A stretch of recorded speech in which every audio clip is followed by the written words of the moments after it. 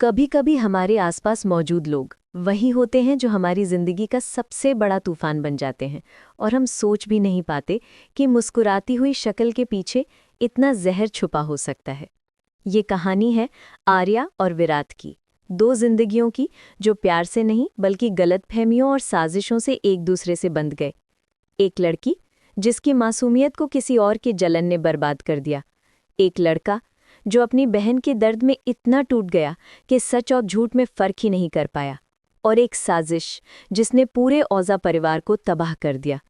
लेकिन सबसे बड़ा झटका तब लगा जब असली गुनहगार का नाम सामने आया, वो नाम जिसे किसी ने सोचा भी नहीं था।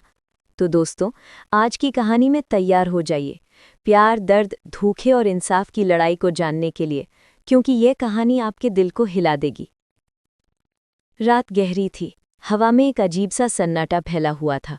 बाहर कहीं दूर कुत्ते भौंक रहे थे, लेकिन कमरे के अंदर सिर्फ एक लड़की की टूटी हुई सांसें गूंज रही थी। आर्या की आंखें नम थी, चेहरा डरा हुआ था और हाथ कांप रहे थे। उसके सामने विराट खड़ा था, ऊंचा चौड़ा, तना हुआ चेहरा और आंखों में ऐसा गुस्सा जैसे किसी ने उसकी रूह चीर दी हो। वो आर्या का दुपट्टा पकड़े हुए था, और जितना आर्या उसे छुड़ाने की कोशिश कर रही थी, उतना ही वो उसे कसकर खींच रहा था। झूठ बोल रही हो तुम, सब झूठ, वो गुर्राया। मैंने कुछ नहीं किया, मुझे छोड़ दो, आर्या ने रोते हुए कहा। लेकिन विराट का गुस्सा किसी ऐसी आग की तरह था जो बुझने की बजाय और भड़कती जा रही थी। उसकी आंखों में दर्द था, बदले की आग थी, और दिल में एक ऐसा तूफान था जिसे वो जाने कितने दिनों से दबा रहा था। वो बोला, मेरी बहन को तुमने ही मरने पर मजबूर किया, तुम्हारी वजह से वो आज जिंदा नहीं है। तुम्हारा शौक था ना किसी और के मंगेतर से प्यार करने का, अब मेरे साथ अपनी आग ठंडी करो। आर्या को जैसे किसी ने पत्थर बना दिया हो, उसकी सांसें जैसे वहीं अटक गई। क्या क्या कह रहे हो? मीरा मर गई? कैसे? उसकी आवाज कांप गई। मीरा, जिसकी हंसी, जिसकी बातें, जिसकी मासूमियत अभी कल तक उसके आसपास थी, आज अचानक उसके ना रहने की खबर आर्या के अंदर तूफान की तरह घुस गई। बदन से जैसे जान निकल गई थी उसके। वो हाफती हुई अपनी माँ के साथ मीरा के घर पहुंची। वहां लोगों का हुजूम था, हर शख्स के चेहरे पर सदमा, दुख और हैरानी साफ दिख रही थी। 2 दिन बाद मीरा की शादी थी, और आज वो सफ़ेद चादर में ढकी पड़ी थी। आर्या की टांगें कांपने लगी। वो सीधे मीरा के पास जा बैठी। जैसे ही उसने अपनी दोस्त का चेहरा देखा, उसका दिल पिघल गया। इतनी प्यारी लड़की, इतनी जीवन से भरी हुई, ये कैसे हो गया? वो फूट फूट कर रोने लगी। आंटी, क्या हुआ उसे? उसने मीरा की माँ से पूछा।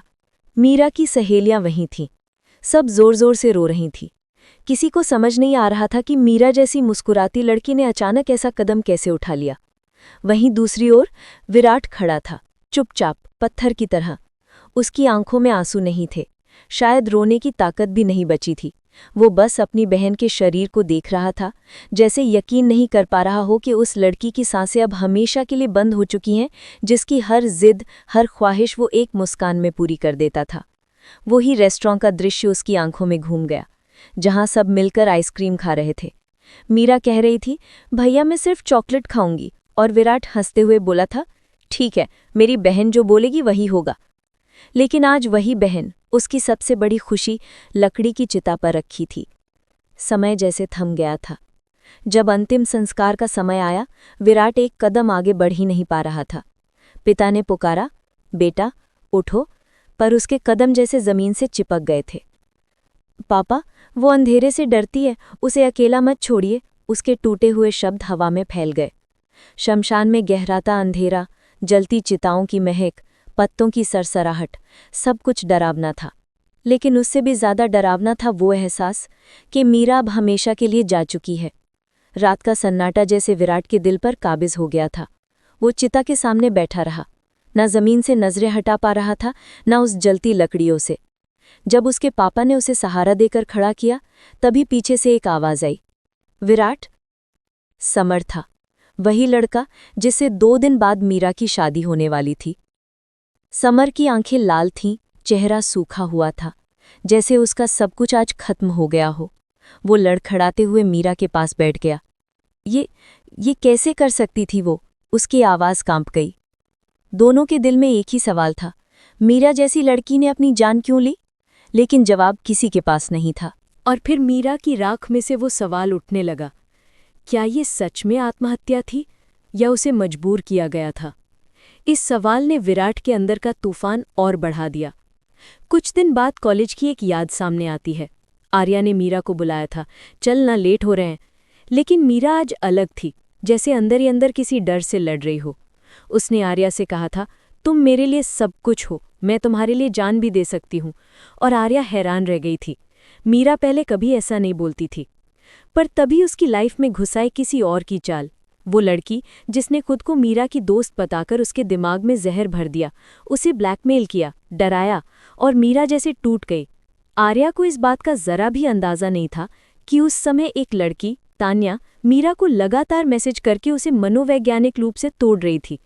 उसे ये भरोसा दिला रही थी कि समर उसे छोड़कर किसी और को चुन लेगा, कि उसकी दोस्त आर्या उसे धोखा दे देगी, कि सब उसके खिलाफ हैं। मीरा के मोबाइल में आए 25 मिस कॉल, डर, घबराहट, उलझन और फिर ज्यादा नींद की गोलियां, जिसने उसकी सांसें हमेशा के लिए रोक दी। घर में मातम था। विराट टूटता जा रहा था। 2 दिन बाद जब विराट मीरा के कमरे में गया, उसके दिल की धड़कनें तेज हो गईं। मीरा का मोबाइल उसे मिला। उसने चार्ज पर लगाया, और जब मोबाइल ऑन हुआ, उसके अंदर की दुनिया हिल गई। अनजान नंबर से वो सारे मैसेज, जिनमें लिखा था, अगर तुम हमारे बीच से नहीं हटी तो मैं मर जाऊंगी, तुम मेरी मोहब्बत छीन रही हो, समर सिर्फ मेरा है। और हर मैसेज के आखिर में लिखा था, आर्या। विराट की रगों में खून खौल उठा। उसे लगा आर्या ही गुनहगार है। उसे ऐसा लगा कि उसकी बहन को मार लेने वाली वही है। पर सच्चाई अभी सामने नहीं आई थी। कुछ दिन बाद मीरा के घर पर पूजा रखी गई, और वहीं विराट ने पहली बार आर्या को देखा। उसकी आंखों में नफरत उतरी हुई थी। उसने आर्या की तस्वीर देखी और देखते ही अपना फैसला कर लिया। मीरा को इंसाफ दिलाना है। फैसला जो आने वाले दिनों में आर्या की पूरी जिंदगी को पलट देने वाला था।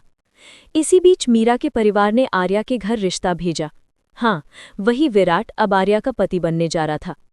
आर्या के परिवार को ये बात पूरी सच्चाई बताई गई कि ये शादी मीरा की आखिरी ख्वाहिश थी। पर असली बात सिर्फ विराट जानता था। वो आर्या को घर इसलिए ला रहा था ताकि उसकी जिंदगी को उतना ही दर्द दे सके जितना उसकी बहन ने सहा था। शादी बिना शोर, बिना रस्मों, बिना खुशियों के हो गई। आर्या अपने ही शादी के सूने माहौल में खुद को लाश जैसा महसूस कर रही थी। विदाई के वक्त भी कोई ढोल नहीं, कोई हंसी नहीं, बस खामोशी। वो औरजा मैंशन पहुंची, जहां हर दीवार में एक सन्नाटा था। रात के 1 बजे तक विराट कमरे में नहीं आया। जब आया तो उसके चेहरे पर सिर्फ नफरत थी। धीरे धीरे कदम बढ़ाता हुआ वो आर्या के पास आया। बहुत चाहत थी ना समर की? अब मैं तुम्हें दिखाता हूं चाहत का असली मतलब। आर्या डर गई। मैंने कुछ नहीं किया। लेकिन विराट ने उसकी एक नहीं सुनी। उसने आर्या को मजबूर किया, उसने उसे तोड़ दिया, उसने उसे अपनी नफरत की आग में जला दिया। उस रात आर्या की आत्मा रोई थी। और अगले दिन सुबह विराट को पता चलेगा कि जिस लड़की को उसने गुनहगार समझा था, वो शायद बिल्कुल निर्दोष थी। यही शुरुआत थी उस तूफान की जो आगे पूरी कहानी को उलटकर रख देगा। सुबह की हल्की किरणें कमरे की खिड़की से अंदर आ रही थी, लेकिन कमरे में फैली खामोशी और ठंड अभी भी रात की तरह भारी थी। आर्या बाथरूम में गिरकर बेहोश पड़ी थी और विराट की सांसें तेज तेज चल रही थी। उसका पूरा शरीर पानी से भीगा हुआ था, क्योंकि उसने ही उसे उठाकर गर्म पानी के नीचे लाकर उसकी सांसें वापस लाई थी। उसकी बाहों में वो नाजुक सी लड़की ऐसे कांप रही थी जैसे कोई टूटा हुआ पंछी। विराट ने उसके शरीर पर कांपती ठंड को महसूस किया, और एक पल को उसकी आंखें नरम पड़ गई। वो नहीं चाहता था कि वो उसे इस हालत में देखे, लेकिन वो अपने गुस्से और दर्द से इतना घिरा हुआ था कि वो समझ नहीं पा रहा था कि सही क्या है और गलत क्या। वो उसे उठाकर कमरे में लाया। हल्की पीले रंग का कंबल उसके ऊपर डाल दिया। उसके गीले कपड़े बदलकर खुद भी जल्दी से कपड़े बदल लिए। लेकिन आर्या अब भी कांप रही थी, जैसे रात की सारी तकलीफ उसके अंदर घर कर गई हो। विराट पलंग पर उसके पास बैठा और उसे खींचकर अपने पास अपनी बाहों में भर लिया। सांसों की गर्माहट से आर्या का कांपना थोड़ा कम होने लगा। वो पूरी तरह होश में नहीं थी, लेकिन उसकी सांसें धीरे धीरे सम पर आने लगी। और यहीं पर विराट के मन में कल रात की वो बात फिर से गूंज उठी। अगर ऐसा होता तो मेरे लिए रास्ते साफ के ना, मैं उसी आदमी से शादी कर लेती, आपसे क्यों शादी करती? उसके दिल में एक अजीब सा खटका उठा। क्या सच में वो निर्दोष हो सकती है? लेकिन अगली पल उसने खुद से कहा, नहीं, ये सब बहाने हैं। इशिता के मोबाइल में जो मैसेज है वो सब उसी नाम से है। उसने खुद को समझाने की कोशिश की, लेकिन दिल में एक खरोंच पैदा हो चुकी थी। आर्या अब भी उनींदी सी उसकी ओर झुकी हुई थी। बेहोशी में जब उसकी सांसें भारी हुईं तो विराट उसकी सांसों पर झुकाया। उसकी आंखें बंद थीं और उसके चेहरे पर सिर्फ दर्द ही दर्द था। विराट ने उसके होठों को छुआ, जैसे अपने गुस्से को फिर से जगा रहा हो। लेकिन इस बार आर्या के चेहरे पर एक हल्की सी बेचैनी फैल गई। उसने हल्का सा विरोध किया, और तभी जब आर्या की आंखें खुली वो चौंक गई। उसने अपने हाथों को छटककर विराट को खुद से दूर किया। विराट ने उसे दीवार से टिकाकर दोनों हाथों को थाम लिया। इतनी जल्दी भूल गई रात, अब भी गुनाह नहीं मानोगी? आर्या रोते हुए बोली, मैं बेकसूर हूं विराट, जो कर रहे हो गलत कर रहे हो। उसकी आवाज़ इतनी दर्द भरी थी कि एक सेकंड को विराट के दिल में खामोशी उतर गई, लेकिन फिर उसे वो मैसेज याद आ गए और गुस्सा फिर से भर गया। उसी समय मैंशन के बाहर एक गाड़ी रुकती है। सुबह के 4 बजे। समर ने तान्या को धक्का देकर भीतर भेजा। उसकी आंखों में नफरत थी। ताज्जुब की बात ये थी कि तान्या वही लड़की थी जो मीरा को सबसे ज्यादा दीदी कहकर बुलाती थी, और वही लड़की आज सबके सामने रोते हुए अपनी बेगुनाही का नाटक कर रही थी। समर ने गुस्से से चिल्लाकर कहा, अपनी खानदान की लड़की को संभाल नहीं सकते तो कहीं भी छोड़ आओ, इसी की वजह से मीरा ने अपनी जान ली। सारे घरवाले आवाज सुनकर बाहर आए। विक्रम साहब, आशा जी, रिया, सब हैरान। रिया ने जैसे ही तान्या को देखा उसका चेहरा सख्त पड़ गया। दीदी, वो डरते हुए बोली। तान्या का चेहरा पकड़ा हुआ था। समर दहाड़ा, पूछिए इससे कल रात एयरपोर्ट पर मेरे पीछे क्यों आई थी, किसके लिए रो रही थी, किससे मोहब्बत का इजहार कर रही थी? सब स्तब्ध। विक्रम जी का खून खौल उठा। उन्होंने तान्या पर हाथ उठा दिया। मीरा की मौत का जिम्मेदार कौन है, सच बोलो। तान्या ने पहले इनकार किया, फिर रोने लगी, और फिर सच का पहाड़ टूट पड़ा। उसने चीख कर कहा, हाँ, मैं प्यार करती थी समर से, बेपनाह करती थी। मीरा को समझाया, उसे समर के खिलाफ किया, पर वो मेरी बात नहीं मानी। उसे आर्या ने मेरे खिलाफ भरा था। फिर मैंने प्लान बी बनाया। इशिता को आर्या बनकर मैसेजेस किए। सोचा वो डर जाएगी, पीछे हट जाएगी, लेकिन मैंने नहीं सोचा था कि वो अपनी जान ले लेगी। ये सुनकर पूरा घर जैसे जम गया हो। विक्रम सीढ़ियों से नीचे आ रहा था और आखिरी लाइन सुनते ही उसके कदम रुक गए। उसकी आंखें सख्त हो गईं। दिल में घुसी वो झूठी नफरत जो उसने आर्या के लिए पाली थी, उसमें दरारें पड़ने लगीं। उसे याद आया, आर्या रात भर कहती रही, मैं बेकसूर हूं, मैंने कुछ नहीं किया, आप गलत है। वो हर शब्द अब उसके कानों में हथौड़े की तरह बज रहा था। विराट का दिल धक से रह गया। उसने तान्या की तरफ देखा और उसकी आंखों में सच्चाई साफ दिख रही थी। देर से ही सही, पर सच सामने आ चुका था। लेकिन अब क्या बचेगा? वो रात जब उसने आर्या को तोड़ दिया था, जब उसने अपनी नफरत उसकी मासूमियत पर ढाल की तरह चला दी थी, वो सब उसके सीने में किसी जलते तीर की तरह धस गया। कमरे की तरफ नजर गए, जहां आर्या बैठी थी, दिल पर हाथ रखे, चेहरा पीला, आंखों के नीचे काले दाग, गर्दन पर उसके गुस्से के निशान। रिया ने जैसे ही आर्या को देखा उसके दिल पर चोट लगी। वो दौड़ पर उसके पास गई। भाभी, ये सब क्या हो गया है? लेकिन आर्या सिर्फ चुप रही। उसकी आंखों में एक ही सवाल था, क्यों? उसके अंदर एक तरफ मीरा का गम था और दूसरी तरफ विराट के जख्म, और अब तान्या की सच्चाई।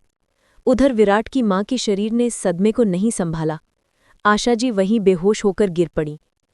सब उन्हें लेकर अस्पताल भागे। विराट के हाथों में कांच घुस गया था, लेकिन उसे अब दर्द का भी एहसास नहीं था। समर उनकी मदद कर रहा था, लेकिन उसकी आंखों में सिर्फ खालीपन था। उसे मीरा की याद सताती रही। उसके शब्द, उसकी हंसी, उसके डर, सब अब उसकी रूह में घुस चुके थे। उस रात के बाद विराट पहली बार रोया, किसी के सामने नहीं, हॉस्पिटल के कॉरिडोर में खड़े होकर। मीरा, मैंने तेरे जाने का जिम्मेदार गलत लड़की को समझा। उसके शब्द टूटते हुए से थे। उधर तान्या पुलिस के हवाले कर दी गई। उसने जुर्म कबूल कर लिया, लेकिन उसकी आंखों में सिर्फ पछतावा था। आर्या ने उसे आखिरी बार देखा, आंखों में आंसू लेकर बोली, माफी भगवान से मांगो, मुझसे नहीं। तुमने 2 जिंदगी बर्बाद की हैं। तान्या के कदम डगमगाए थे, उसकी आंखें झुक गई। आर्या ऊपर अपने कमरे में चली गई। कमरे में दाखिल हुई तो पलंग पर बैठते ही फूट फूट कर रो पड़ी। मीरा, काश एक बार मुझसे बात कर लेती, मैं तुम्हें बचा लेती। कितनी बुरी दोस्त साबित हुई मैं। उसकी सिसकियां पूरे कमरे में फैल गईं। उस रात के बाद से विराट उससे माफ़ी मांगना चाहता था, लेकिन खुद में हिम्मत नहीं पा रहा था। वो उसके कमरे तक आया, दरवाज़ा देखा, हाथ बढ़ाया, फिर वापस मुड़ गया। वो जानता था उस रात का गुनाह इतना बड़ा था कि माफ़ी मांगना भी छोटा लग रहा था। कुछ दिनों बाद विराट घर छोड़कर अबू धाबी चला गया। अपनी माँ, अपने पिता, अपने घर से दूर, सबसे दूर। लेकिन एक चीज से दूर नहीं जा पाया, आर्या की आंखों में दिखता दर्द। रिया रोज उसे कॉल करती थी, लेकिन जैसे ही आर्या का नाम आती वो खामोश हो जाता, जैसे उसकी सांसें रुक जाती हों। 2 महीने गुजर गए, विराट लौटकर नहीं आया। आर्या भी चुप रहती, लेकिन उसके दिल में एक खामोशी घर कर गई थी। फिर एक दिन रिया का फोन आया अबू धाबी में। जो उसने बताया, उसे सुनते ही विराट बिना सोचे इंडिया की पहली फ्लाइट पकड़कर चल पड़ा, क्योंकि इस बार आर्या किसी बड़ी मुसीबत में थी। 2 महीने बीत चुके थे। विराट अबू धाबी में अपने काम में डूबा रहने की कोशिश कर रहा था, लेकिन कोशिश ही थी। दिल तो हर रात उसी जगह लौट आता था जहां से वो भाग कर आया था। आर्या की रोती हुई आंखें, उसके शरीर पर छोड़े गए घाव, उसका कांपता हुआ हाथ, ये सब उसकी नींद छीन चुके थे। हर रात वो अपने कमरे की खिड़की के पास खड़ा होकर इंडिया की ओर देखता। दूर आसमान में टिमटिमाते तारों में उसे अपनी बहन मीरा भी दिखती थी, और उसकी बहन की आखिरी ख्वाहिश भी, भैया आर्या को कभी अकेला मत छोड़ना। लेकिन उसने क्या किया? वो लड़की जिसे अपनी बहन की तरह अपनाना था, उसी को उसने सबसे ज्यादा दर्द दिया था। एक रात वो चादर में मुंह छुपाकर सोने की कोशिश कर रहा था कि फोन बज उठा। रिया का नाम स्क्रीन पर चमक रहा था। पहले उसने सोचा कल बात कर लूंगा, लेकिन दिल बोला उठा ले। जैसे ही कॉल उठाई, रिया की आवाज़ कांप रही थी। भैया प्लीज़ जल्दी आ जाइए, आर्या दीदी की तबीयत बहुत खराब है। विराट का दिल धक से रह गया। क्या हुआ उसे? रिया फूट पड़ी। उनको हॉस्पिटल में भर्ती किया है, बहुत ज़्यादा ब्लीडिंग हो रही थी, आप आ जाइए प्लीज़। विराट का फ़ोन हाथ से लगभग छूट गया, खून जैसे जम गया हो। ब्लीडिंग? उसके मुंह से शब्द ही नहीं निकल रहे थे। रिया ने हिचकियां लेते हुए कहा, डॉक्टर कह रहे हैं कि उनका शरीर कमज़ोर हो गया है, शायद तनाव की वजह से। वो नवासर होकर गिर गई और बेहोशी पड़ी थी। विराट ने एक पल भी इंतजार नहीं किया। बिना कुछ सोचे कपड़े बदले, पासपोर्ट उठाया और एयरपोर्ट की तरफ भागा। उसकी आंखों में सिर्फ एक ही तस्वीर थी, आर्या का मासूम चेहरा जो उसने खुद से मिटा दिया था। विराट अगले ही दिन इंडिया पहुंचा। हॉस्पिटल के बाहर खड़े उसके कदम कांप रहे थे। दिल इतनी जोर से धड़क रहा था कि वो खुद सुन सकता था। अंदर पहुंचते ही रिया दौड़कर उससे लिपट गई। भैया दीदी बाहर से तो ठीक लग रही थी, पर अंदर से टूट गई थी। कुछ नहीं खाती थी, किसी से बात नहीं करती थी, रात भर जागती रहती थी। विराट को लगा जैसे कोई पत्थर उसके सीने पर गिरा हो। उसे डॉक्टर के पास ले जाया गया। डॉक्टर ने फाइल खोलकर कहा, पेशेंट बहुत कमज़ोर हैं, मानसिक तनाव और अनियमित नींद के कारण उनका शरीर जवाब दे रहा है। अगर इन्हें थोड़ा भी और देर से लाया जाता तो हालत और बिगड़ सकती थी। विराट चुप खड़ा रहा। उसके गले में जैसे कांटा अटक गया हो। वो खुद को देख रहा था, जैसे कोई आईना दिखा रहा हो, तुम ही गुनहगार हो। डॉक्टर ने कहा, इनके शरीर पर कुछ पुराने चोट के निशान भी हैं। क्या कोई तनाव देने वाला माहौल था? विराट ने नजरें झुका ली। रिया ने डॉक्टर को बहाना बना दिया, नहीं डॉक्टर, ये सब पुराना है, घर में थोड़ा झगड़ा हुआ था बस। डॉक्टर ने सिर हिलाया, हमने ब्लड ट्रांसफ्यूजन कर दिया है, थोड़ी देर में इन्हें होश आ जाएगा। विराट कमरे की तरफ बढ़ा। दरवाजे के सामने खड़े होकर उसका दिल जैसे रुक गया। उसने हाथ बढ़ाया, लेकिन हिम्मत नहीं हुई कि दरवाज़ा खोले। अपनी ही पत्नी का कमरा, और वो अंदर जाने से डर रहा था, क्योंकि अंदर वो लड़की थी जिसे उसने जीवन देना था, लेकिन उससे पहले दर्द दे दिया था। रिया ने उसका हाथ पकड़ लिया। भैया आइए ना, दीदी आपको ढूंढ रही होंगी। मुझे नहीं लगता वो मुझे देखना भी चाहेगी। विराट की आवाज़ भर गई। रिया ने मुस्कुराकर कहा, दीदी का दिल बहुत साफ है, आप सोच भी नहीं सकते। फिर रिया ने धीरे से दरवाज़ा खोला। कमरे में हल्की पीली रोशनी थी। आर्या ऑक्सीजन पर थी, आंखें बंद, चेहरा पीला, होंठ सूखे हुए। कमरे में सिर्फ मशीनों की बीप सुनाई दे रही थी। विराट के कदम खुद ब खुद आगे बढ़े। वो कुर्सी पर बैठा, हाथ बढ़ाकर उसकी उंगलियों को छुआ। उंगलियां ठंडी थी, बहुत ठंडी, जैसे रातों की नींद, दुख और दर्द ने उसका ताप छीन लिया हो। विराट की आंखें भर आईं, दिल फट रहा था। आर्या, उसने बहुत धीरे से कहा। आर्या की पलकों में हल्की सी हरकत हुई, लेकिन वो अभी पूरी तरह होश में नहीं थी। विराट उसकी कुर्सी के पास झुक गया, उसके बालों को बेहद हल्के हाथ से हटाया, उसके पेशानी पर उभर आए पसीने को पोंछा और एकदम टूटी आवाज में बोला, मैं बहुत बुरा आदमी हूं। तुम्हें जितना दर्द दिया उसका हिसाब नहीं है मेरे पास। उसकी आंखों से आंसू गिरकर आर्या के हाथ पर गिरे। वो आंसू गर्म थे, पछतावे से भरे हुए। उसे याद आया वो रात, वो नफरत का उफान, और आज वही नफरत उसके खुद के सीने में जहर बनकर चुभ रही थी। कुछ देर बाद आर्या की पलकों में फिर हरकत हुई। धीरे धीरे उसने आंखें खोली। उसकी नज़र सबसे पहले किसी चीज़ पर नहीं गई, बल्कि विराट की हथेली पर पड़ी। वो उसके हाथ पर सिर झुकाए बैठा था, जैसे ताकत ही खत्म हो गई हो। आर्या ने कमजोरी से कहा, आप यहाँ? विराट ने सिर उठाया। उसकी आंखें लाल थीं, सूजी हुई थी। वो फौरन सीधा बैठ गया। हाँ, मैं आया हूं। उसकी आवाज़ बहुत धीमी थी। कुछ पल की खामोशी रही। फिर आर्या ने पूछा, क्यों? ये सवाल सीधा दिल में लगा था। वो कुछ सेकंड कुछ बोल नहीं पाया। गला भर गया, आवाज़ फंसी हुई थी। आखिर उसने कहा, क्योंकि मैंने तुम्हें बहुत गलत समझा, बहुत बड़े पाप किए मैंने, और अब मैं भागना नहीं चाहता। आर्या की आंखें नम हो गईं। कमरे में एक अजीब सी खामोशी थी। विराट ने धीरे से उसका हाथ पकड़ा, बहुत प्यार से, जैसे किसी कांच की चीज को पकड़ रहा हो। मुझे माफ कर दो। उसकी आवाज़ टूट गई। आर्या ने उसे देखा बहुत लंबे समय तक, फिर आंखें बंद कर ली। वो बोल नहीं पाई, शायद दर्द इतना था कि शब्द नहीं मिल रहे थे। लेकिन उसके चेहरे पर एक हल्की सी शांति थी, जैसे उसकी आत्मा बहुत समय बाद आराम कर रही हो।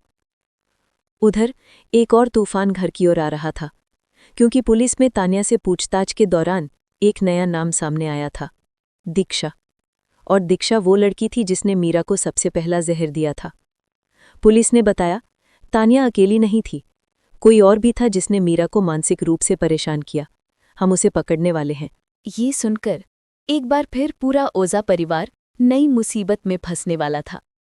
लेकिन इस बार आर्या अकेली नहीं थी। विराट उसके साथ खड़ा था, पहली बार सच्चे दिल से। हॉस्पिटल में सुबह की हल्की रोशनी फैल चुकी थी। गलियारे में हल्का सा शोर था। नर्सें दवाई लेकर इधर उधर जा रही थी, लेकिन आर्या के कमरे के बाहर सब कुछ शांत था, जैसे इस कमरे के बाहर दुनिया चल रही थी, पर अंदर समय थम गया हो। विराट पूरी रात कुर्सी पर ही बैठा रहा। न उसने आंखें ढंग से बंद की, न कहीं गया। हाथ में पानी की बोतल थी, लेकिन खुद एक घूंट भी नहीं पिया। उसकी नज़रें बस आर्या के चेहरे पर टिकी थी, उस नाजुक चेहरे पर जो उसके ही किए हुए दर्द से इतना सूख गया था कि पहचानना मुश्किल था। सुबह करीब 5 बजे आर्या ने हल्के से करवट बदली। विराट तुरंत आगे झुक गया। आर्या, अगर दर्द हो रहा है तो बता देना, मैं डॉक्टर को बुला दूंगा। आर्या ने धीरे से आंखें खोली। चेहरा बिखरा हुआ था, पर आवाज़ और भी कमज़ोर। मैं ठीक हूँ। ये कहते हुए भी उसकी आवाज़ में कंपकपी थी। विराट को लगा जैसे उसके दिल में कोई चाकू उतर रहा हो। वो उसके तकिए को ठीक करता हुआ बोला, आराम से बोलो, तुमने कई दिन से कुछ ढंग से खाया भी नहीं था, शरीर थक गया है। आर्या ने उसकी ओर देखा, एकदम शांत, बिना किसी नफरत के, बिना कोई सवाल किए हुए। ये वही बात थी जिसने विराट को भीतर तक हिला दिया था। उसे लगा था शायद आर्या उसे देखते ही गुस्सा करेगी, या उसे दूर धक्का दे देगी, या कहेगी कि वो उसे फिर कभी अपनी आंखों के सामने नहीं देखना चाहती। लेकिन नहीं, उसने ऐसा कुछ नहीं कहा, बस चुपचाप देखती रही। विराट ने धीमी आवाज में कहा, आर्या, मुझे तुमसे कुछ कहना है। उसी समय डॉक्टर अंदर आ गए। वो मुस्कुराते हुए बोले, गुड मॉर्निंग मिसेज ओझा, कैसा लग रहा है? आर्या हल्का सा मुस्कुरा दी, थोड़ा बेहतर। डॉक्टर ने उसकी रिपोर्ट देखी, ब्लड प्रेशर चेक किया, फिर विराट से बोले, इनका शरीर बहुत स्ट्रेस में रहा है। मानसिक तनाव इनकी हालत को और बिगाड़ सकता है। इनको पूरी शांति और देखभाल की जरूरत है। आप लोग ध्यान रखें। विराट ने गंभीरता से सिर हिलाया। हाँ डॉक्टर, मैं ध्यान रखूंगा। डॉक्टर बाहर चले गए। कमरे में फिर वही खामोशी। विराट ने गहरी सांस ली। आर्या, मुझे सच में बहुत। अब मत कहिए, आर्या ने धीरे से कहा। विराट चौंक गया। उसने सोचा था कि आर्या शायद माफी सुनना भी नहीं चाहेगी, लेकिन उसके लहजे में न गुस्सा था न ठंडापन, बस थकान थी। आर्या ने कहा, आपको जो करना था आपने कर दिया, अब आप बोलकर कुछ बदल नहीं सकते। विराट का दिल जैसे चूर हो गया हो। उसकी आंखें भर आईं, पर उसने खुद को संभाला। उसने बस इतना कहा, सही है, मैं कुछ बदल नहीं सकता, लेकिन अगर तुम एक मौका दोगी तो मैं तुम्हारे हर घाव को भरना चाहता हूं। आर्या ने पलटकर उसकी ओर देखा। आंखें नम थीं, पर उसने कुछ नहीं कहा, क्योंकि उसके भीतर अभी भी रातों का डर दबा हुआ था। विराट समझ गया। वो धीरे से बोला, आज से तुमसे भरोसा जबरदस्ती नहीं मांगूंगा, लेकिन तुम्हारा साथ हमेशा दूंगा। आर्या ने नजरें हटा लीं। उसके दिल में अभी भी घाव थे, लेकिन इस बार उसकी आंखों में डर नहीं था, बस शांति थी। दोपहर तक रिया हॉस्पिटल पहुंची। वो फल, जूस, कपड़े सब लेकर आई। जैसे ही उसने आर्या को बैठा देखा, वो फौरन उसके पास जाकर लिपट गई। दीदी, आपने हम सबको कितना डराया। आर्या मुस्कुरा दी। मैं ठीक हूँ रिया, बस थोड़ी कमजोर। रिया ने मुस्कुराते हुए कहा, अब मैं आपको एक पल भी अकेला नहीं छोड़ूंगी। विराट उन्हें देख रहा था, जैसे किसी टूटे हुए घर में पहली बार रोशनी लौटी हो। लेकिन इसी बीच पुलिस की गाड़ी हॉस्पिटल के बाहर आकर रुकी। रिया ने देखा और चौंक गई। भैया, क्या पुलिस आपके लिए आई है? विराट ने सिर हिलाया। नहीं, शायद तान्या की केस अपडेट होगी। दो पुलिस अफसर अंदर आए। उन्होंने शांत आवाज में कहा, मिस्टर विराट ओझा, हमें मीरा केस के बारे में बात करनी है। विराट उनके साथ बाहर चला गया। आर्या का दिल धड़कने लगा। क्या कोई नया सच सामने आने वाला था? गैलरी में अफसर ने कहा, तान्या ने अपना जुर्म कबूल कर लिया है, लेकिन पूछताछ में एक और नाम आया है, दीक्षा। हम उसको ढूंढ रहे हैं। वो आपके घर के काफी करीब थी। विराट ने भौहें चढ़ाई। दीक्षा? वो तो मीरा की भी दोस्त थी। अफसर ने कहा, मीरा की कई चीजों में और सोशल अकाउंट्स में भी उसने दखल दिया था। और सबसे बड़ी बात, आर्या के नाम से भेजे गए मैसेज, उनमें दीक्षा की भी मदद रही है। हमें लगता है वो पहले दिन से मीरा को मानसिक रूप से टारगेट कर रही थी। ये सुनकर विराट के पैरों तले जमीन खिसक गई। मतलब आर्या बिल्कुल ही निर्दोष थी, पूरी तरह। उसने एक हाथ दीवार पर रखा, सिर झुका लिया, आंखें बंद कर ली। उसने खुद से कहा, अगर आर्या निर्दोष है तो मैंने उसके साथ क्या किया? अफसर ने विनम्रता से कहा, हम दीक्षा को पकड़ने के करीब हैं, आपको बस सहयोग करना होगा। विराट ने सिर हिलाया। मैं पूरा सहयोग दूंगा। जब वो वापस कमरे में आया तो आर्या और रिया बातें कर रही थी। रिया ने तुरंत पूछा, क्या कहा पुलिस ने? विराट थोड़ा चुप रहा, फिर बोला, आर्या, मीरा केस में तुम्हारा कोई दोष नहीं था। असल में ये लाइन बहुत पहले बोलनी चाहिए थी, लेकिन देर से ही सही आज सच निकला था। आर्या ने उसकी ओर देखा। चेहरे पर कोई हैरानी नहीं, बस एक लंबी सांस। मुझे पता था, लेकिन आप यकीन नहीं कर पाए, उसने धीमी आवाज में कहा। विराट के दिल में जैसे किसी ने आग लगा दी हो। उसे खुद पर शर्म आई। वो आर्या के पास आया, घुटनों के बल बैठ गया और उसका हाथ पकड़कर कहा, मैं हर दिन खुद को कोसता रहा हूं। तुम्हें जितना भी दर्द दिया, उसका बोझ मैं जिंदगी भर उठाऊंगा, लेकिन प्लीज मुझे एक मौका दो, सही साबित होने का। आर्या ने हाथ नहीं छोड़ा, पर उसकी आंखें नम थीं। उसने बहुत धीरे से कहा, वक्त लगेगा, लेकिन शायद माफ कर पाऊं। विराट की आंखें भर आईं। उसकी उम्मीद लौट आई थी। शाम तक डॉक्टर ने आर्या को छुट्टी दे दी, लेकिन कहा कि वो कुछ दिनों तक घर में बिल्कुल आराम करेगी। हॉस्पिटल से निकलते समय विराट ने कार का दरवाजा खोला, आर्या को सहारा दिया। वो एक पल को लड़खड़ाई तो विराट ने तुरंत उसे पकड़ लिया। उस स्पर्श में दर्द नहीं था, नफरत नहीं थी, सिर्फ चिंता थी। आर्या ने पहली बार उसकी ओर देखकर हल्की मुस्कान दी। विराट के दिल में हल्की सी राहत आई, लेकिन जैसे ही कार औजा मैंशन के गेट पर पहुंची, वहीं खड़ी एक गाड़ी देखकर रिया चौंक गई। ये तो समर की गाड़ी है। विराट और आर्या दोनों चुप हो गए। घर के दरवाजे पर समर खड़ा था। चेहरा गुस्से से भरा हुआ, आंखें लाल, हाथ में कुछ कागज।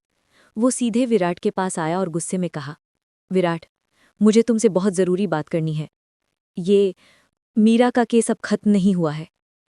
वो कागज उसने विराट के हाथ में थमा दिए। आर्या ने डरते हुए पूछा, क्या क्या हुआ? और समर बोला, मीरा की मौत सिर्फ ब्लैकमेलिंग की वजह से नहीं हुई थी। इस कहानी में एक तीसरा खेल था, एक तीसरा इंसान जो अब भी बाहर घूम रहा है। विराट के चेहरे का रंग उड़ गया। समर की आंखों में सच्चाई थी और गुस्सा भी। उसने कहा, मीरा को सिर्फ ब्लैकमेल नहीं किया गया, बल्कि उसकी मौत की असली वजह कुछ और थी, जो अब सामने आने वाली है। और यहीं से कहानी का असली तूफान शुरू होने वाला था। औजा मैंशन के बाहर खड़ा समर उस वक्त किसी शांत इंसान जैसा नहीं लग रहा था। उसकी आंखों में गुस्सा भी था, दर्द भी, और एक अजीब सा डर भी, जैसे वो खुद किसी बहुत बड़ी सच्चाई का बोझ लेकर खड़ा हो। विराट ने धीरे से आर्या को घर के अंदर ले जाकर सोफे पर बिठाया, फिर वापस बाहर आया। समर, तुम इस वक्त यहाँ क्यों आए हो? कुछ हुआ है क्या? विराट की आवाज में घबराहट थी। समर ने कागजों को विराट के हाथ में दे दिया। ये पढ़ो, सब समझ आ जाएगा। विराट ने कागज खोलकर देखा। ये मीरा के मेडिकल रिपोर्ट और कुछ पुराने मैसेज लॉग थे, पर इन रिपोर्ट्स में कुछ ऐसा था जो उसने पहले कभी नहीं देखा था। समर ने गहरी सांस ली। विराट, मीरा ने सिर्फ ब्लैकमेलिंग की वजह से सुसाइड नहीं किया था।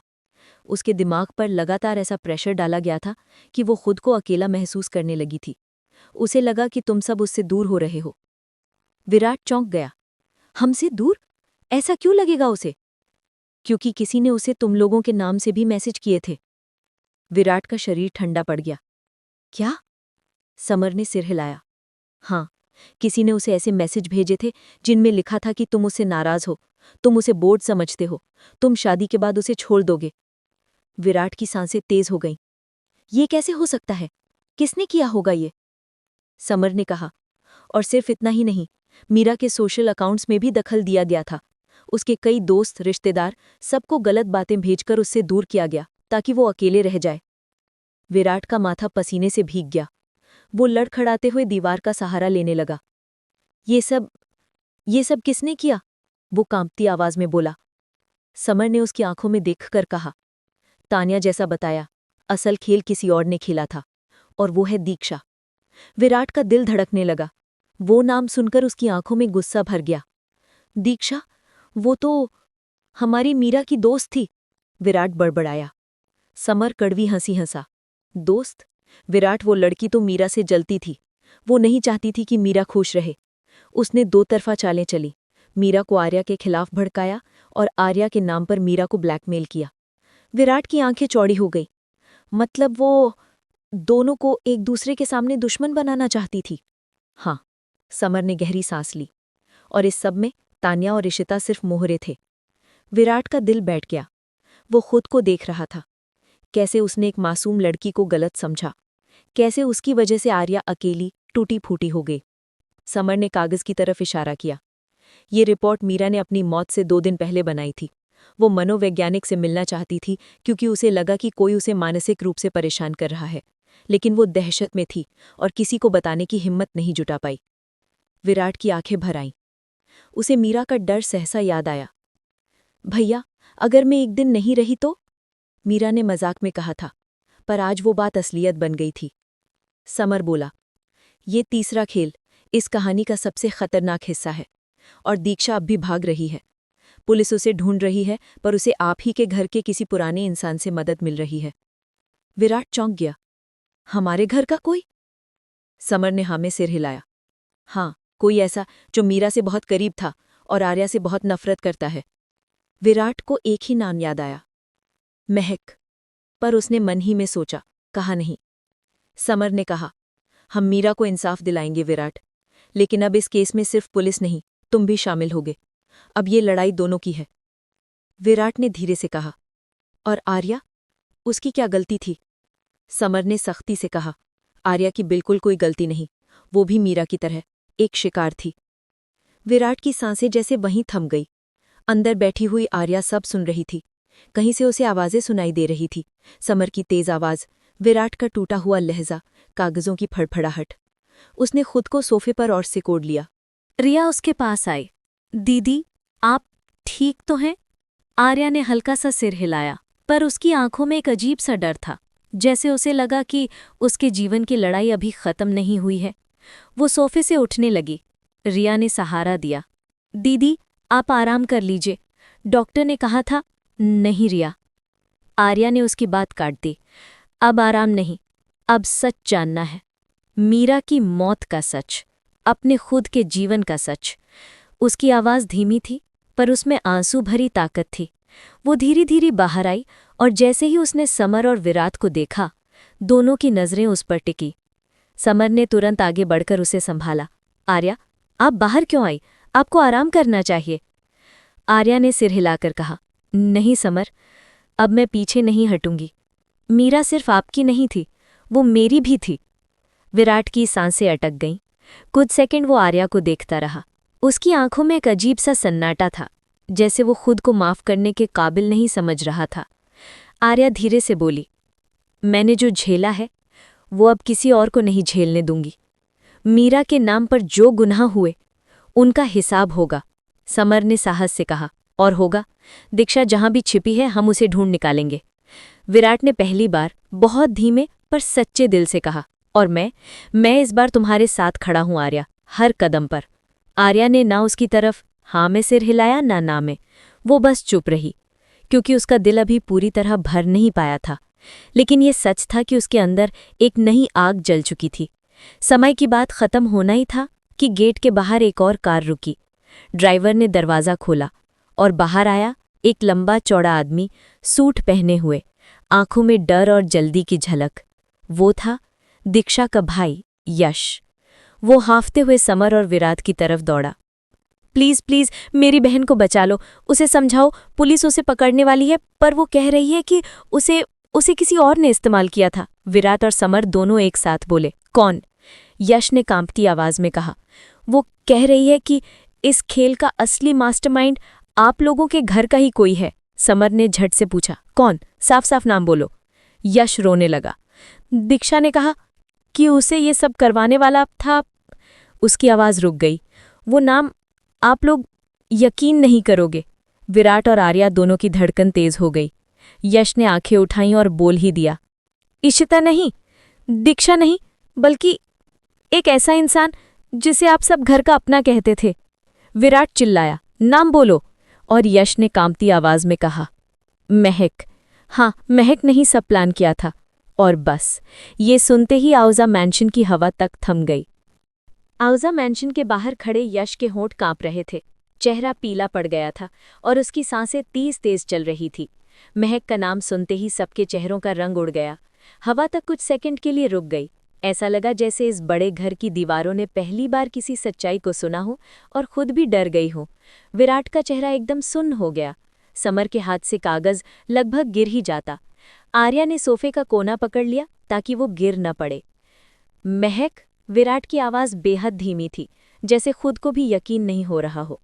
यश ने सिर नीचे झुका दिया। दीक्षा ने कहा, महक ने ही उसको उकसाया था। वो ही मीरा को आर्या के खिलाफ भड़काती थी। वो ही आर्या के खिलाफ मैसेज भेजने का आइडिया देती थी, और वो ही सबसे बड़ा खेल खेल रही थी। विराट की आंखों में गुस्से की चमक लौट आई। लेकिन क्यों? महक ऐसा क्यों करेगी?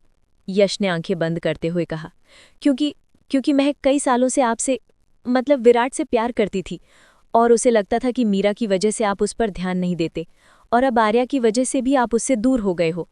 विराट के चेहरे पर घृणा और सदमा दोनों दिखाई दे रहे थे। मतलब मेरी बहन को भी उसी ने उकसाया, और मेरी पत्नी की जिंदगी भी उसी ने नर्क बनाई, सिर्फ इसलिए क्योंकि उसे मुझसे मोहब्बत थी। आर्या के दिल में एक अजीब सी चुभन हुई। महक तो कभी उसके सामने मुस्कुराकर खड़ी रहती थी, चाय देती थी, बात करती थी, लेकिन आंखों में कोई ईर्ष्या नहीं दिखती थी। इसी वजह से शायद आर्या समझ भी नहीं पाई कि भीतर ही भीतर महक का दिल जहर से भर रहा था। विराट गुस्से से भरकर आगे बढ़ा। वो है कहाँ? यश ने हिचकियां लेते हुए कहा, पता नहीं, कल रात घर से भाग गई। पुलिस उसके घर भी गई पर वो नहीं मिली। समर ने मोबाइल निकाला और तुरंत पुलिस को कॉल किया। सर, हमारे पास नाम है महक, उसे जितनी जल्दी हो सके पकड़िए, वो इस केस की असली साजिश करता है। फोन रखकर समर विराट की तरफ मुड़ा। अब ये मामला सिर्फ पुलिस का नहीं, ये हमारी लड़ाई है विराट। तुम्हारी बहन को जिसने मानसिक मौत दी, अब उसका हिसाब समय ही लेगा। विराट ने एक लंबी सांस ली, लेकिन उसकी आंखें सिर्फ आर्या को ढूंढ रही थी। आर्या थोड़े दूर खड़ी थी, चेहरा उतरा हुआ, आंखों में एक खामोशी। वो सोच भी नहीं पा रही थी कि जिस लड़की को उसने घर में बहन जैसा माना, जिससे हंसकर बात की, वही लड़की उसकी जिंदगी का सबसे बड़ा तूफान बन गई। थोड़ी देर बाद घर के अंदर चलने वाली हल्की हलचल शांत हो गई। विक्रम जी और आशा जी भी नीचे आ गए। समर ने सब बताया। आशा जी की आंखों में आंसू आ गए। हमने उसे इतने साल अपना बच्चा समझकर रखा और उसने ही हमारा घर तबाह कर दिया। विक्रम जी ने भारी आवाज में कहा, महक मिलेगी तो मैं खुद उससे पूछूंगा कि उसने ये सब क्यों किया। विराट ने सिर झुका लिया। असल में दोष महक का था, लेकिन इस घर पर जितने तूफान आए उनमें उसने भी बड़ा हिस्सा निभाया था। आर्या चुपचाप वहां खड़ी सब सुनती रही। उसकी आंखों में कोई शिकायत नहीं थी, लेकिन एक दर्द जरूर था, गहरा, चुभता हुआ। विराट धीरे से उसके पास आया। आर्या, वो उसकी ओर नहीं देख पाई, बस हल्के से बोली, ये सब बहुत भारी है मेरे लिए। विराट ने उसके करीब आकर कहा, मैं जानता हूं, और मैं ये भी जानता हूं कि इस सब में तुम्हारा कोई दोष नहीं। तुम सिर्फ इस तूफान में फंस गई और मैं तुम्हें बचाने की जगह और डूबा बैठा। आर्या की आंखें भर आईं। उसने एकदम धीरे से कहा, विराट, उस रात ने मुझे पूरी तरह तोड़ दिया था। मैं आज भी उसे याद करके डर जाती हूं। विराट के दिल में छुरा उतर गया। उसने आंखें बंद कर लीं। आर्या, तुम्हारी हर तकलीफ, हर आंसू मेरे कर्मों का बोझ है। मैं हर चोट भरूंगा, अपनी जान देकर भी। ये सुनकर आर्या पहली बार उसकी ओर देख पाई। उसकी आंखों में पछतावा इतना था कि आर्या भी पल भर को चुप हो गई। शाम तक पुलिस से खबर आई कि महक शहर छोड़ चुकी है। वो अपनी दूरी बनाए हुए है और उसका फोन भी बंद है। घर में डर, तनाव और बेचैनी छाई हुई थी। किसी को समझ नहीं आ रहा था कि अगला कदम क्या होगा। रिया चाय लेकर आर्या के पास आई। दीदी, आप घबराइए मत, महक पकड़ी जाएगी। आर्या ने चाय का कप हाथ में लिया, लेकिन उंगलियां कांप रही थी। रिया ने उसका हाथ थाम लिया। दीदी, वो चाहे कितना भी क्यों न छिपे, सच की उम्र लंबी नहीं होती, पकड़ी जाएगी। आर्या ने हल्की मुस्कान दी। हाँ, पर डर तो लगता है रिया। रिया ने उसके कंधे पर सिर रख दिया। मैं हूं ना दीदी। वो दोनों बहनों की तरह एक दूसरे से लिपट गईं, और इस पल को दूर से देख रहा था विराट। उसके दिल में हल्का सा सुकून आया, पर साथ में एक गहरा डर भी। शायद आर्या कभी उसे दिल से माफ न कर पाए। रात होते होते सब थक चुके थे, लेकिन किसी की नींद नहीं आ रही थी, ना समर को, ना विराट को, ना आर्या को। रात के करीब 1 बजे विराट कमरे में आया। आर्या खिड़की के पास बैठी थी। चांद की रोशनी उसके चेहरे पर पड़ रही थी, कहीं शांत, कहीं टूटे हुए हिस्सों को दिखाती हुई। विराट धीरे से बोला, तुम सोई नहीं अभी तक? आर्या ने धीरे से सिर हिलाया। नींद नहीं आ रही। विराट उसके पास आया। थोड़ी दूरी पर खड़ा हो गया, पास आने की हिम्मत नहीं थी। अगर मैं कहूं कि आज मैं कोई बहस नहीं करूंगा, ना कोई सवाल, बस तुम्हारे साथ बैठना चाहता हूं। आर्या की आंखें भर आईं। उसने एकदम धीरे से कहा। आर्या ने नजरें नीचे कर ली। काफी देर तक चुप रही, फिर बहुत धीमी आवाज में बोली, बैठ जाइए।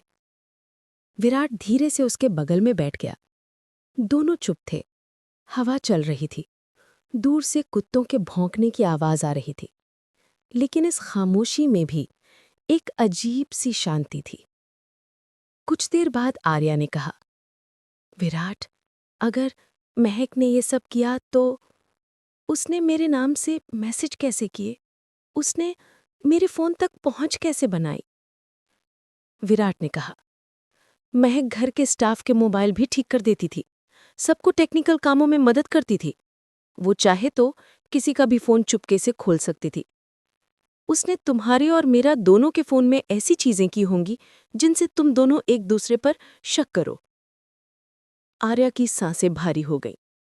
मतलब मेरा आखिरी दिन तक भ्रम में जी रही थी। हाँ, विराट ने दुख से कहा, और मैं भी उसी धोखे में जीता रहा। आर्या ने उसकी ओर देखा। वो देख सकती थी कि विराट अंदर से कितना टूट चुका है। विराट ने कांपती आवाज में कहा, आर्या, मैं नहीं जानता था कि महक इस हद तक जा सकती है। अगर मुझे जरा भी अंदाजा होता तो मैं अपनी जान देकर भी तुम्हें और मीरा को बचा लेता। आर्या ने पहली बार उसका हाथ पकड़ लिया, बहुत हल्के से, जैसे वो खुद हैरान थी कि उसने ऐसा किया है। विराट का दिल पिघल गया। ये छोटा सा स्पर्श उसके लिए किसी वरदान जैसा था। आर्या ने कहा, मुझे पता है आपकी भी गलती हुई, पर आप भी दर्द में थे। अपनी बहन को खो दिया था। आप टूटे हुए थे। विराट की आंखें भर आईं। उसने कहा, पर इसका मतलब ये नहीं कि मुझे तुम्हारा विश्वास तोड़ने का हक था। दोनों की आंखें नम थीं। इसी बीच अचानक घर के बाहर पुलिस की गाड़ी रुकी। लाइटें चमकी। सब चौंक कर बाहर आए। ड्यूटी अफसर ने दरवाजा खटखटाया। मिस्टर विराट ओझा, हमें महक के बारे में महत्वपूर्ण जानकारी मिली है। वो शहर के बाहर एक पुरानी फैक्ट्री में छिपी है। हमें आपके साथ चलना होगा। विराट का चेहरा सख्त हो गया। चलते हैं। आर्या ने उसका हाथ पकड़ लिया। कृपया ध्यान से जाना। विराट ने पहली बार उसके हाथ को अपने दूसरे हाथ से थाम लिया। अब मुझे कुछ नहीं होगा। मैं वापस आऊंगा, और इस बार सिर्फ मीरा के लिए नहीं, तुम्हारे लिए भी। आर्या की आंखें भर आईं। वो कुछ कह नहीं पाई। विराट ने धीरे से उसकी पेशानी पर हाथ रखा। पहली बार, प्यार से, नरमी से, सम्मान से। समर, पुलिस और विराट गाड़ी में बैठे और रात के अंधेरे में उसी दिशा में बढ़ गए जहां महक के छिपे होने की खबर मिली थी। क्योंकि सच का आखिरी काला चेहरा, महक, अब सामना होने वाला था। और ये टकराव किसी की जिंदगी बदल देगा या खत्म भी कर सकता है। रात लगभग 2:30 बजे का वक्त था। शहर की सड़कें सुनसान, हवा ठंडी और अंधेरा बहुत गहरा था। पुलिस की जीपें, समर की कार और विराट की एसयूवी सब तेजी से उसी दिशा में बढ़ रही थीं जहां महक के छिपे होने की खबर मिली थी। पुरानी फैक्ट्री शहर से लगभग 12 किलोमीटर दूर थी, जहां दीवारों पर सीलन, टूटी खिड़कियां, जंग लगे गेट और हवा में मिट्टी की बदबू थी। ऐसा लगता था जैसे ये जगह भी किसी रहस्य को छिपा रही हो। जीप के अंदर बैठे विराट का चेहरा कठोर था। आंखों में डर भी था, लेकिन उससे ज्यादा गुस्सा। अपनी बहन के लिए, आर्या के लिए, सच के लिए। समर ने उसकी ओर देखकर कहा, विराट, आज ये सब खत्म होगा विराट। चाहे महक कितना भी छिप जाए, आज वो बचेगी नहीं। विराट ने हल्की सी सिर हिलाई। मैं उसे माफ नहीं करूंगा। उसके हर एक झूठ, हर एक चाल का हिसाब मैं खुद लूंगा। पुलिस अफसर ने निर्देश दिया, सावधान रहिए। हो सकता है उसके साथ कोई और भी हो। हमारी टीम चारों तरफ से फैक्ट्री को घेर लेगी। सब ने सिर हिलाया। फैक्ट्री के गेट के पास गाड़ियों ने लाइट बंद कर दी। सन्नाटा घना होता जा रहा था। चारों ओर सिर्फ कीड़ों की आवाजें और हवा की सरसराहट। 3 पुलिसकर्मी आगे बढ़े। उनके पीछे समर और विराट। गेट बंद नहीं था, बस हल्के से धकेलने पर खुल गया। अंदर अंधेरा और ठंडक थी। जमीन धूल से भरी। छत से पानी टपक रहा था। अचानक कहीं अंदर से आवाज आई, कौन है वहां? सब रुक गए। पुलिस ने टॉर्च जलाई। सामने एक टूटी कुर्सी पर बैठी एक लड़की दिखाई दी। उसकी आंखें लाल, बाल बिखरे, कपड़े बदरंग और हाथ कांप रहे थे। वो थी महक। महक ने जैसे ही विराट और समर को देखा, चौंक गई। चेहरा पीला पड़ गया। विराट, तुम यहां कैसे? वो घबराकर खड़ी हुई। विराट ने कदम आगे बढ़ाया। उसकी आवाज धीमी लेकिन कठोर। तुम्हें लगता था मैं सच नहीं जान पाऊंगा? महक कांप गई। मैंने कुछ नहीं किया, सब दीक्षा और तान्या ने। विराट ने चिल्लाकर कहा, चुप! गूंज इतनी तेज थी कि फैक्ट्री की दीवारें तक हिल गईं। महक के चेहरे पर आंसू आ गए। वो जमीन पर बैठ गए। मैं बस तुमसे प्यार करती थी। मुझे लगा तुम आर्या को अपने दिल में जगह दे दोगे, और मीरा भी तुम्हें मुझसे दूर कर रही थी। विराट की आंखों में नफरत भर गई। तो तुमने मेरी बहन की जान ले ली? मेरी पत्नी को बर्बाद कर दिया? सिर्फ इसलिए क्योंकि तुम मुझसे प्यार करती थी? महक ने सिर झुका लिया। मैं मीरा को मारना नहीं चाहती थी। मैं बस उसे डराना चाहती थी। उसे आर्या से दूर करना चाहती थी। समर आगे आया। उसका गुस्सा अब काबू में नहीं था। तुम्हें अंदाजा है तुमने क्या किया है? एक लड़की की जिंदगी ली, दूसरी की जिंदगी बर्बाद कर दी और पूरे घर को तोड़ दिया। महक रो पड़ी। मुझे लगा अगर मीरा डर कर पीछे हट जाएगी तो शायद तुम भी आर्या से दूर हो जाओगे, और फिर? विराट उसकी आंखों में देखते हुए बोला, और फिर तुम मेरी जिंदगी में आ पाती? यही चाहती थी तुम? महक ने रोते हुए सिर हिलाया। हाँ। विराट की आंखें खून की तरह लाल हो गई। उसने आगे बढ़कर महक को पकड़ा और दीवार से टिका दिया। तुमने मेरी बहन को दिन रात मैसेज भेजे, उसे बताया कि तुम्हारे भैया तुमसे नफरत करते हैं, कि समर सिर्फ आर्या से प्यार करता है, और फिर आर्या के नाम से ब्लैकमेल किया। मैं अकेली नहीं थी, दीक्षा भी थी, तान्या भी। समर गरजा। लेकिन प्लान किसका था? महक चुप। विराट ने दांत भींचकर पूछा, किसका था प्लान? महक कांपते हुए बोली, मेरा। फैक्ट्री में खामोशी फैल गई। पुलिस वाले भी एक दूसरे को देखने लगे। विराट के चेहरे पर खामोशी उतर गई, एक खामोशी जिसमें तूफान था। महक ने डरते हुए कहा, विराट, तुम चाहे कितना भी गुस्सा करो, मैंने ये सब सिर्फ तुम्हारे लिए किया। विराट ने उसकी बात काट दी।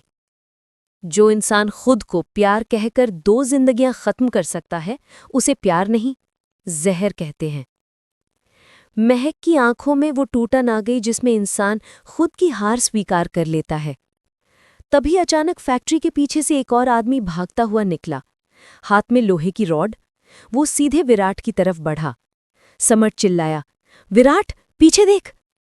विराट मुड़ने ही वाला था कि रॉड हवा को चीरते हुए उसकी तरफ आई, लेकिन पुलिस के एक अफसर ने बीच में आकर उस आदमी को पकड़ लिया। 2 अफसर उसे जमीन पर गिराकर हथकड़ियां लगा चुके थे। विराट हैरान था, ये कौन है? महक चीख कर बोली, ये मेरा कजिन है, मैंने इसे मदद के लिए बुलाया था, मुझे डर था तुम मुझे मार दोगे। समर चिल्लाया, मार तो तुमने लोगों को है महक, अब तो तुम्हें खुद नतीजे भुगतने होंगे।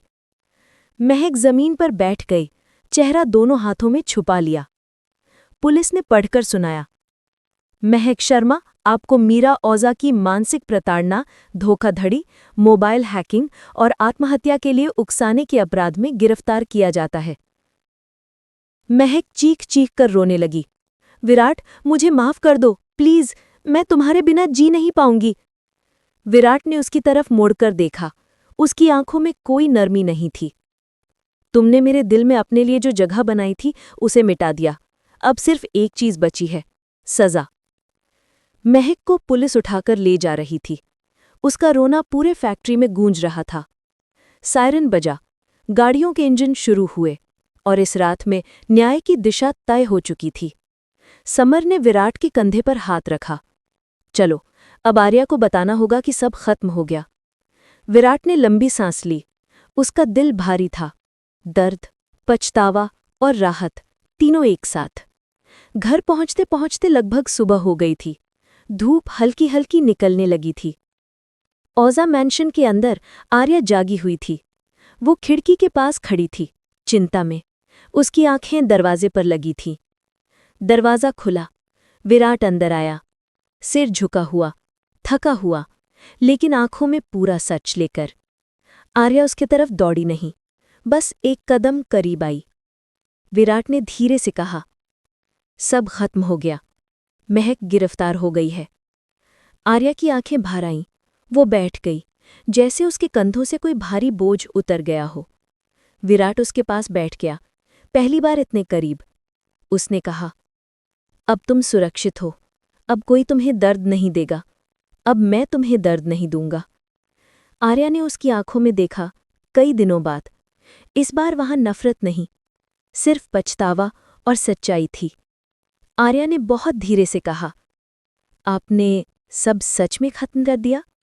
विराट ने सिर हिलाया, हाँ, और आज से तुम्हारे हर घाव को भरने की जिम्मेदारी मेरी है। कुछ सेकंड की खामोशी रही। फिर आर्या ने अपना सिर बहुत धीरे, बहुत हल्के से विराट के कंधे पर रख दिया। विराट की आंखें नम हो गईं। उसने कुछ नहीं कहा, बस उस पल को अपनी सांसों में भर लिया, क्योंकि इस पल ने संकेत दे दिया था। उनकी जिंदगी का तूफान अब थमने वाला था, लेकिन असली सफर अब शुरू होगा। सुबह की धूप धीरे धीरे औजा मैंशन के बड़े बड़े शीशों से अंदर आ रही थी। रात का अंधेरा अब मिट चुका था, लेकिन इस घर के अंदर जो तूफान बीते दिनों चल रहा था, उसकी थकान हर दीवार पर महसूस हो रही थी। महक की गिरफ्तारी के बाद पहली सुबह थी ये।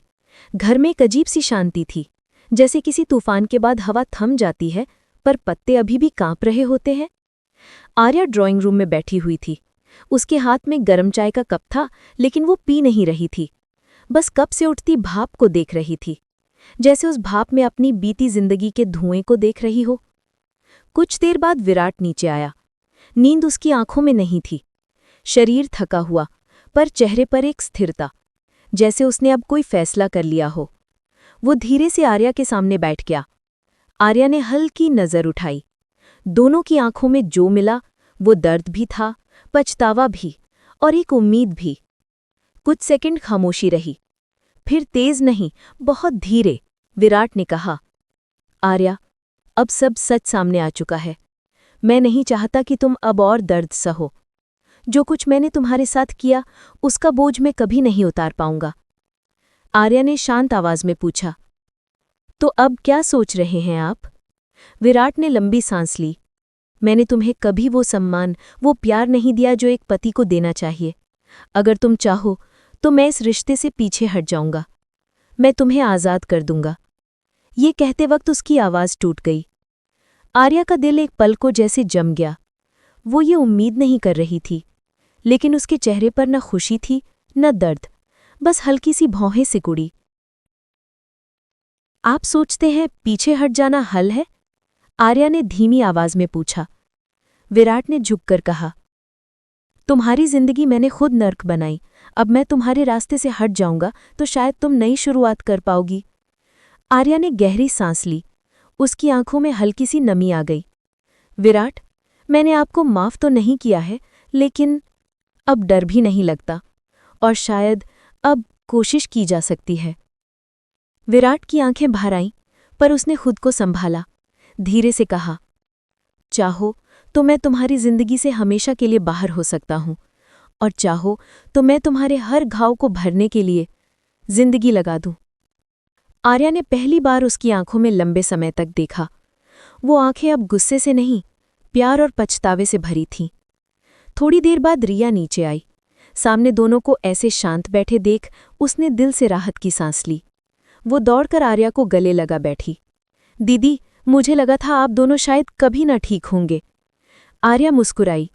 सब ठीक हो जाएगा रिया, वक्त लगेगा लेकिन होगा। विराट ने रिया के सिर पर हाथ रखा। तूने ही मुझे संभाला है, नहीं तो मैं अपनी गलती में डूब जाता। रिया खिल उठी। अब आप दोनों साथ हैं, बस यही काफी है। वो सच कह रही थी। बहुत दिन बाद इस घर में कोई मुस्कान आई थी। कुछ दिनों बाद महक के खिलाफ केस चलने लगा। उसने सारे जुर्म कबूल कर लिए थे। कोर्ट में उसका चेहरा ऐसा था जैसे वो खुद को पहचान नहीं पा रही। विराट और आर्या दोनों कोर्ट में मौजूद थे। महक ने जैसे ही आर्या को देखा, उसकी आंखों से आंसू बह निकले। आर्या, मैं बहुत बुरी हूं। तुम मुझे माफ नहीं करोगी, मुझे पता है, लेकिन मैं सच में पछता रही हूं। आर्या ने एक पल उसे देखा, फिर बोली, तुम्हें माफ करना या नहीं, ये मेरे हाथ में नहीं, लेकिन इंसाफ होना जरूरी है। मीरा तुम्हारी वजह से गई और मुझे तुम्हारी वजह से नर्क मिला। अब बस कानून अपना काम करेगा। महक रोते हुए ले जाई गई। विराट ने धीरे से कहा, तुमने बिल्कुल सही किया आर्या। और आर्या ने कहा, अब कोई झूठ नहीं, कोई गलतफहमी नहीं, अब सिर्फ सच चलेगा। कहानी यहीं खत्म नहीं हुई। कहानी का असली खूबसूरत हिस्सा अब शुरू हुआ। आने वाले महीनों में विराट ने अपने वादे को सच किया। वो आर्या के हर काम में साथ था। डॉक्टर की अपॉइंटमेंट, घर की जिम्मेदारियां, यहाँ तक कि उसकी रातों की बेचैनी में भी वो उसके पास बैठा रहता। धीरे धीरे आर्या के दिल का डर कम होने लगा। वो मुस्कुराना सीखने लगी। वो खुद को समझने लगी, और सबसे बढ़कर वो अपनी जिंदगी को फिर से अपनाने लगी। एक दिन शाम को विराट घर की छत पर खड़ा था। हवा चल रही थी, आसमान गहरा नीला। आर्या ऊपर आई। उसके हाथ में 2 कप चाय थे। वो उसके पास खड़ी हुई। थोड़ी सी चाय? उसने मुस्कुराते हुए कहा। विराट ने उसकी ओर देखा। उसकी आंखों में आज पहली बार उम्मीद थी और प्यार की हल्की सी चमक। वो बोला, तुम्हारे हाथ की चाय मेरी जिंदगी की सबसे बड़ी खुशी है। आर्या हंस पड़ी। वो हंसी कई महीनों बाद इस घर में गूंजी थी। विराट ने धीरे से कहा, आर्या, क्या हम एक नई शुरुआत कर सकते हैं? आर्या चुप रही। हवा उसके बालों को छू रही थी। उसकी आंखों में हल्की नमी थी, लेकिन होठों पर धीमी मुस्कान। हाँ विराट, अब हम शुरू कर सकते हैं। एक साफ शुरुआत, प्यार से, सच से और विश्वास से। विराट की आंखों में चमक आ गई। उसने धीरे से उसका हाथ पकड़ा। इस बार डर नहीं था, जबरदस्ती नहीं थी, सिर्फ एक सच्चा स्पर्श और एक नया वादा। और उस दिन के बाद औजा मैंशन की हवा बदल गई।